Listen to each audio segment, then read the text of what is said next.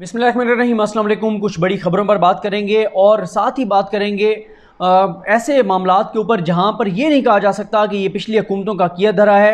वहाँ पे ये बात दुरुस्त है कि हमारे बहुत से मामलात पाकिस्तान के ऐसे चल रहे हैं जो वाकई जिनको आप पिछली हुकूमतों से पिछले एतबार से अलग करके नहीं देख सकते। लेकिन वहीं पे चंद ऐसी चीज़ें हैं जिसमें ये नहीं कहा जा सकता कि ये पिछली हुकूमतों का किया धरा है, और उसमें बाल जो है इस वक्त इमरान खान साहब के कोर्ट में है और अब उसके ऊपर इमरान खान साहब के लिए डू और डाई की सिचुएशन है और उसमें इमरान खान साहब को ज़रूर कोई सख्त इक़दाम करने होंगे। और मैं ये समझता हूँ कि एक तरह से बड़ा इम्तिहान जो है वो शुरू हो चुका है। सबसे पहले हम कुछ बड़ी खबरों पर बात कर लेते हैं, फिर उस इशू पर आते हैं। कोरोना केसेस में मुसलसल कमी जो है वो देखने में आ रही है। जो ये कहा जा रहा है कि जो टेस्ट हैं वो कम किए जा रहे हैं, ये बात दुरुस्त है, टेस्ट कम किए जा रहे हैं, लेकिन उसके लिए जो हुकूमती जो ज़िम्मेदारान हैं वो ये कहते हैं कि पहले जब बाहर से फ़्लाइट्स आ रही थी तो उसके लिए ज़रूरी था कि जितने लोग बाहर से आ रहे हैं उन सब के टेस्ट किए जाएँ। अब वो सब के टेस्ट नहीं किए जा रहे। दूसरा ये है कि पहले ये होता था कि 3 टेस्ट हो, यानी एक किसी का कोरोना पॉजिटिव आया है, फिर 10-12 दिन बाद या 14 दिन बाद एक टेस्ट होता था, फिर उसके बाद जो है वो एक और टेस्ट होता था। 2 टेस्ट जब नेगेटिव आते थे तो फिर उसको जो है वो जब 2 टेस्ट नेगेटिव आ जाते थे तो फिर कहा जाता था कि ये शख्स जो है, ये मरीज़ जो है ये कोरोना से सेहतयाब हो चुका है। लेकिन अब ये कहा गया है कि जिनमें सिम्टम्स नहीं हैं 10 दिन बाद वो 10-12 दिन बाद उसको आप सेहतयाब ही तस्वुर करें और उसकी दोबारा टेस्ट करने की ज़रूरत नहीं है। तो इसलिए टेस्ट जो हैं वो कम किए जा रहे हैं। साथ ही ये भी बताया जा रहा है कि क्योंकि टेस्ट सिर्फ उन लोगों के किए जाते हैं जिनमें सिम्टम्स कम हैं, तो इसलिए क्योंकि अब जो उसका फैलाव था वो उस तरह से नहीं रहा, क्योंकि ईद के दिनों में आपको पता है कि बहुत ज़्यादा जो है वो बेहतियाती की गई, जिस वजह से कोरोना के केसेस में बहुत तेज़ी से इजाफा हुआ।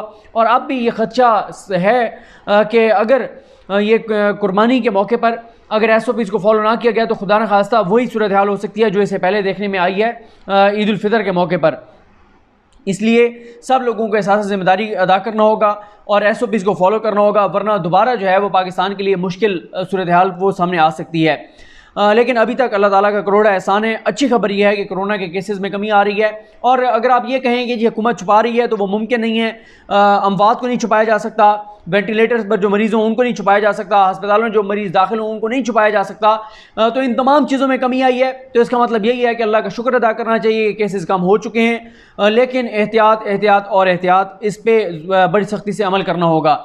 दूसरी जो अच्छी खबर है वो आपको पता है कि जो ईरान ने भारत को जो है वो चाबहार से बेदखल कर दिया है, और ये बहुत अच्छी खबर है। और साथ ही इससे जुड़ी हुई खबर कि चाइना और ईरान के दरमियान $400 अरब का जो मुआहदा हुआ है, इस हवाले से तफसीली वीडियो जो है वो ईसा नकवी साहब कर चुके हैं, जो मैं अपने कम्युनिटी पेज पे शेयर कर चुका हूँ। ये बहुत अच्छी खबर है।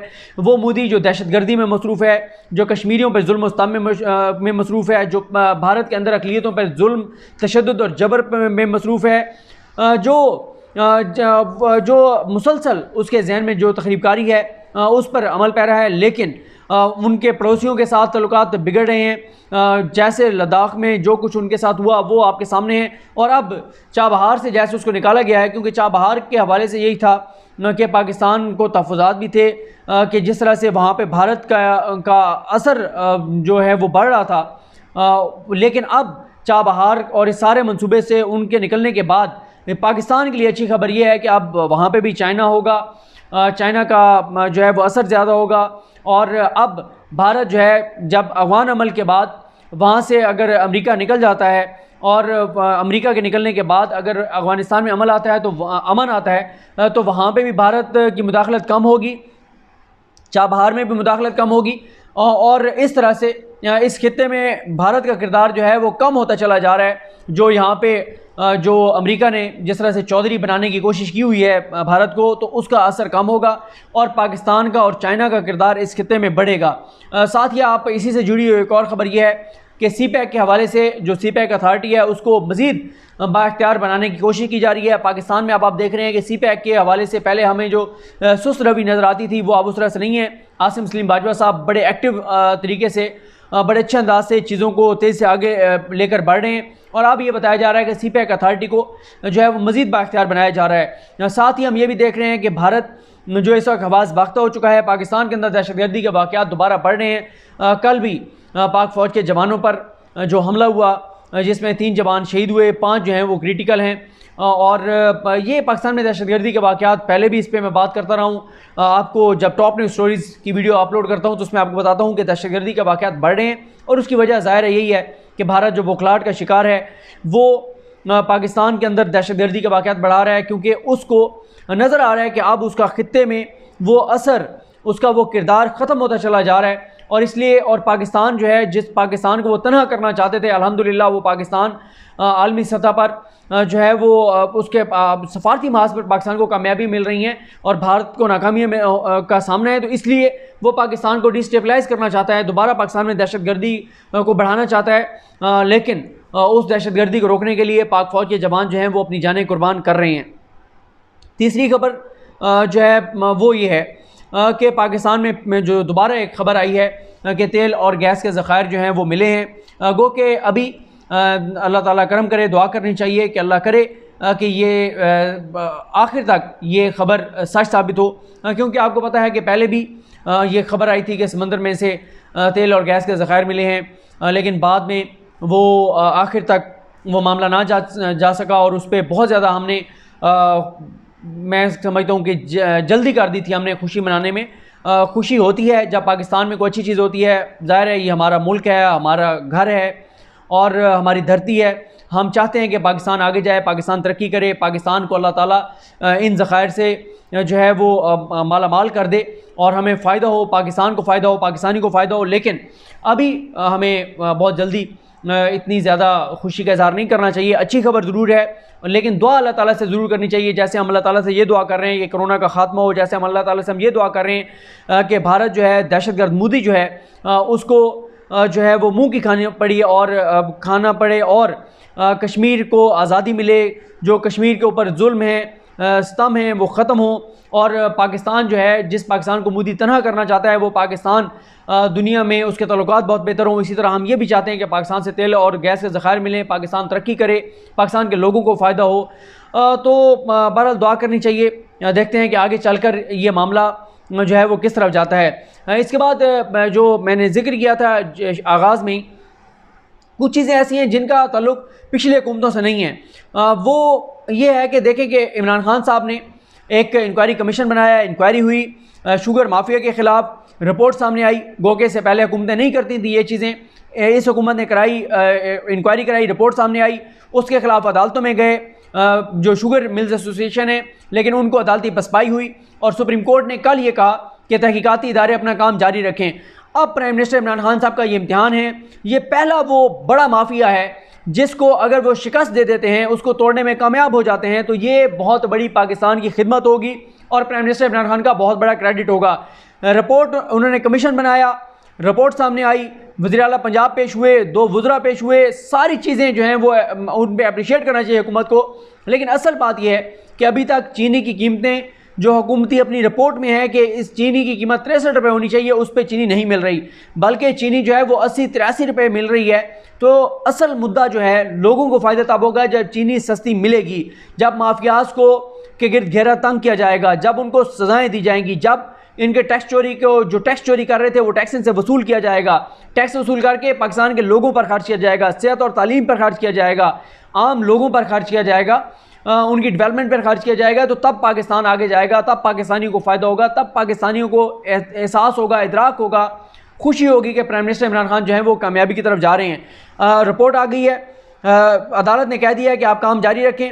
अब इमरान खान साहब के इम्तिहान है, फौरी तौर पर तमाम तहकीकाती इदारों को काम करना चाहिए और तहकीकाती इदारे काम करें और जो टैक्स चोर हैं उनके खिलाफ भी घेरा तंग होना चाहिए, उनसे टैक्स वसूल होना चाहिए, मार्केट में चीनी सस्ते दामों में मिलनी चाहिए। तो ये इसके बाद ही लोग फैसला कर सकेंगे कि इमरान खान साहब की ये पूरी एक्सरसाइज जो है वो लोगों के लिए फ़ायदा मंद हुई है या नहीं हुई। बहरहाल अभी तक तमाम चीज़ों पर हुकूमत का क्रेडिट है, लेकिन ये बात भी अपनी जगह पर मौजूद है कि अभी तक चीनी की कीमतें जो हैं वो कम नहीं हुई। इलेक्ट्रिक का मामला मुसलसल चल रहा है, उस पर जुमेरात को दोबारा इजलास होगा।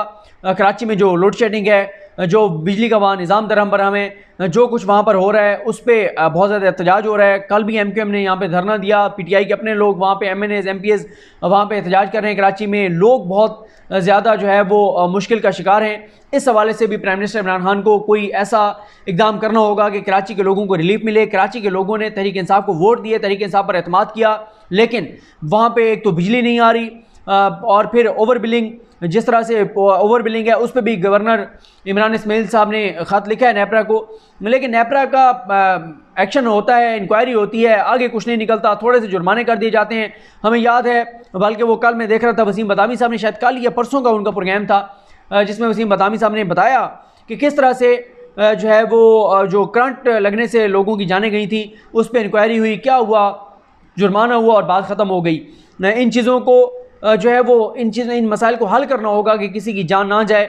और बड़े अफसोसनाक वाक़यात होते हैं कराची में जब बारिश आती है और उसके पानी जब रुकता है तो एक तो वहाँ पे सीवरेज का उस तरह से सिस्टम नहीं है और तमाम सड़कें तालाब बनी हुई नज़र आती हैं, और फिर ये जो करंट लगने के वाक़यात होते हैं ये बहुत ही ज़्यादा अफसोसनाक हैं। इसके बाद गंदम और आटे के हवाले से प्राइम मिनिस्टर इमरान खान ने दोबारा इस अज़म का इजहार किया है कि गंदम का बहरान हम पैदा नहीं होने देंगे, जो मर्ज़ी किया जाए लेकिन लोगों को सस्ते दामों गंदम और आटा जो है वो मिलना चाहिए। कल army chief general Qamar Javed Bajwa साहब ने कैंसर के एक मरीज़ बच्चे 15 साल बच्चे अली रज़ा से वीडियो लिंक के ज़रिए मुलाकात की। वो जो इकलौता बेटा है अपने वालिदैन का कैंसर के मर्ज़ में मुबतला है, उसकी ख्वाहिश थी कि आर्मी चीफ से मुलाकात हो और कल आर्मी चीफ ने उससे जो है वो मुलाकात की है। एहसन इकबाल साहब ने प्राइम मिनिस्टर इमरान खान के खिलाफ नायब में दरख्वास्त जमा कराई है, जिसमें वो ये कहते हैं कि नारोवाल स्पोर्ट्स सिटी कम्प्लेक्स जो है वो आगे नहीं बढ़ा क्योंकि उसके फंड्स रोक दिए गए हैं। ये तासुर नहीं जाना चाहिए कि अगर पिछली हुकूमतों का कोई मंसूबा था तो अब ज़ाहिर है आप फ़ंड नहीं भी देंगे तो वो जो लग चुके हैं पैसे वो भी ज़ाया हो जाएंगे। तो मेरा ख्याल है अब इन मंसूबे जो जारी थे उनको जारी रहना चाहिए। जिनके ऊपर बहुत पैसा लग चुका है, थोड़ा सा रहता है, वो पैसे लगाकर और उन मंसूबों को मुकम्मल करना चाहिए। ये तासुर नहीं आना चाहिए कि हुकूमत ने वो मंसूबे इसलिए रोक दिए हैं, उन पे पेशरफ्त रोक दिया है कि वो पिछली हुकूमतों के मंसूबे थे। तो देखते हैं बहरहाल मामला किस तरह बढ़ते हैं। आज का दिन इंपॉर्टेंट है, सुप्रीम कोर्ट में बहुत से अहम केसेस की समाअत है जिनका हवाल आपको मैं बताऊँगा। मुझे अपनी दुआ में याद रखें। अल करीम हम सब का हामी नासरू। अल्लाह हाफ़िज़।